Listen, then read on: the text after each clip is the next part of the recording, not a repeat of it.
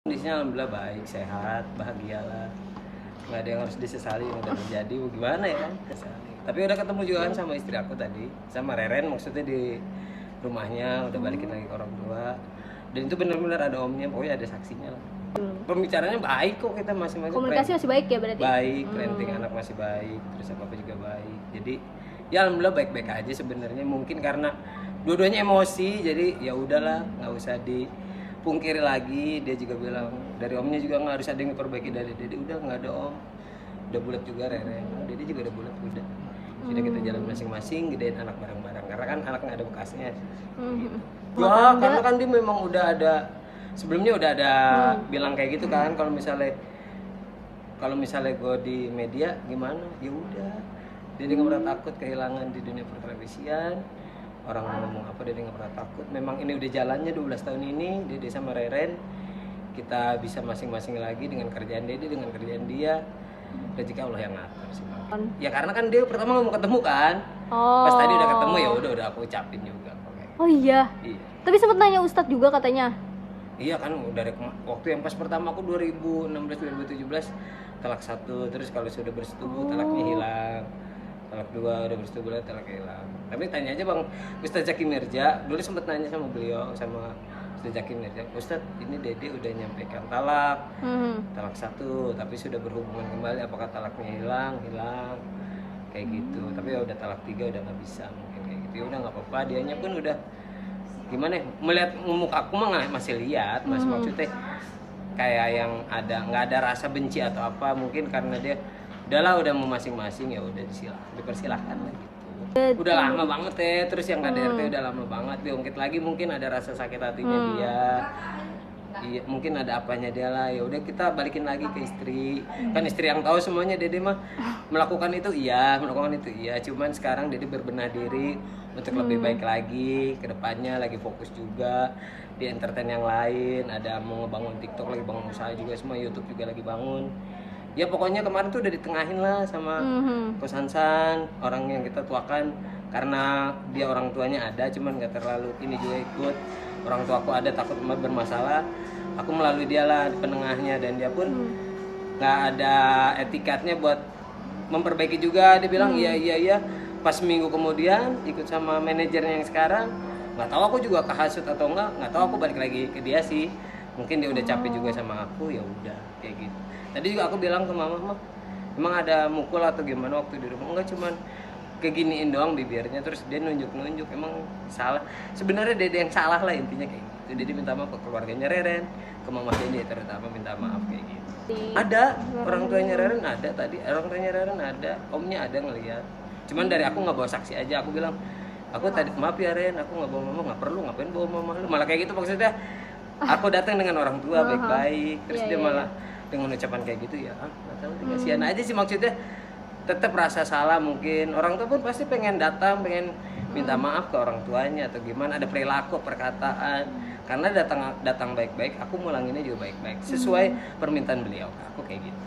Karena memang maksudnya tuh yang pertama aku selingkuh karena kan memang aku lagi mungkin lagi di atas anginnya gede, kelupaan, hilap gitu.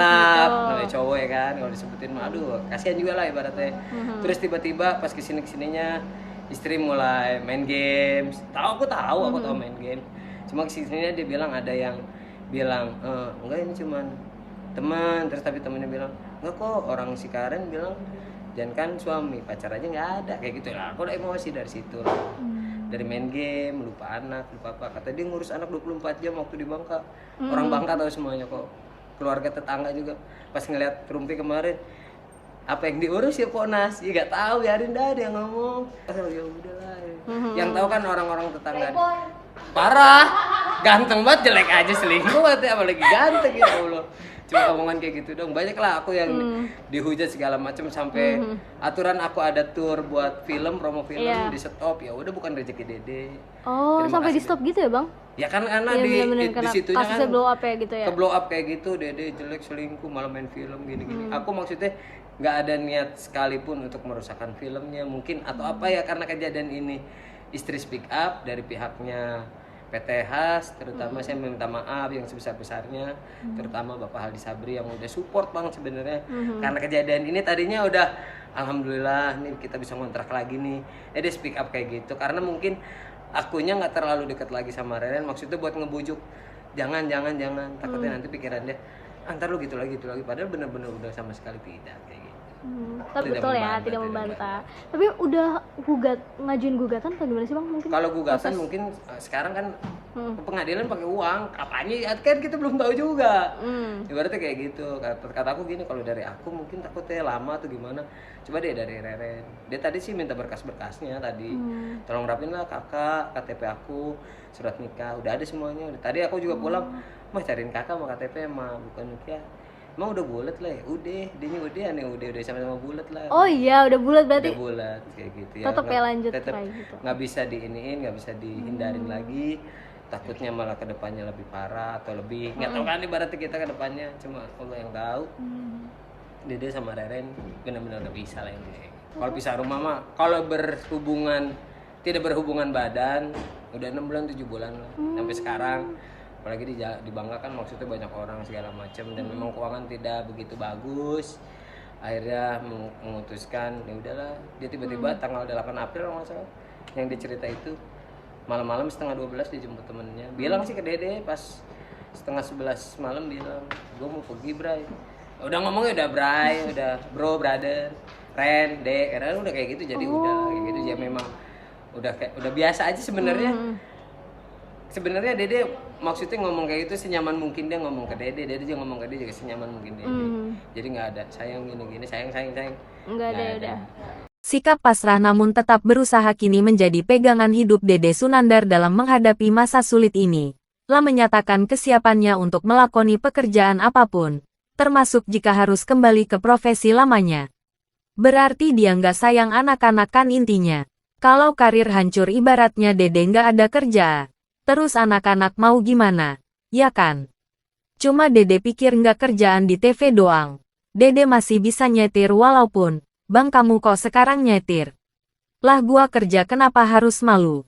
Jadi sopir lagi belum dipakai atau memang udah habis kariernya Dede juga nggak permasalahin. Pungkas Dede Sunandar. Curhatan Dede Sunandar soal kariernya yang terdampak isu rumah tangga langsung memancing beragam komentar dari netizen. Ada yang merasa simpati karena masalah pribadi ikut memengaruhi pekerjaan dan kondisi ekonomi keluarganya. Namun, tidak sedikit pula yang menilai Dede harus bertanggung jawab atas semua persoalan yang terjadi. Sebagian netizen berharap masalah rumah tangga Dede dan sang istri bisa diselesaikan secara baik demi anak-anak mereka. Ada juga yang menilai keputusan publik atau pihak pekerjaan menghentikan kerjasama merupakan dampak dari citra yang sudah terlanjur viral di media sosial. Di sisi lain, banyak warganet memberi apresiasi atas sikap Dede yang mengaku siap kembali bekerja sebagai sopir demi menghidupi keluarga. Mereka menilai tidak ada pekerjaan yang perlu dipermalukan selama dilakukan secara halal dan bertanggung jawab. Di tengah badai masalah yang sedang dihadapi, Dede Sunandar memilih tetap berusaha dan tidak menyerah pada keadaan. Meski kehilangan pekerjaan di dunia hiburan, ia mengaku siap menjalani profesi apapun demi keluarga dan masa depan anak-anaknya. Publik pun kini menanti bagaimana kelanjutan rumah tangga Dede Sunandar serta langkahnya untuk bangkit kembali dari keterpurukan yang sedang dialami. Jangan lupa dukung terus Aisyah Channel untuk mendapatkan update berita artis, viral, dan kabar terbaru lainnya setiap hari. Like, komen, dan subscribe supaya tidak ketinggalan informasi terbaru. Sikap pasrah namun tetap berusaha kini menjadi pegangan hidup Dede Sunandar dalam menghadapi masa sulit ini.